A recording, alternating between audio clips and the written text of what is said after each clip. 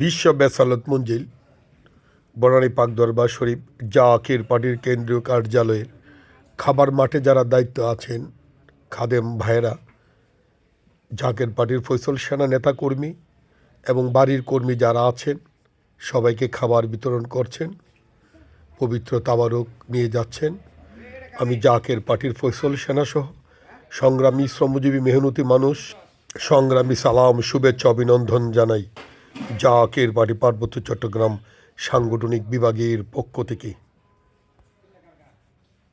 Zaker party মানুষের কল্যাণে, Zaker party মানুষের কল্যাণে সকল সময় পাশে থাকে। মানুষের মুখে খাবার তুলে দেওয়ার জন্য জাকের পার্টি প্রতিনিয়ত চেষ্টা করে যাচ্ছে।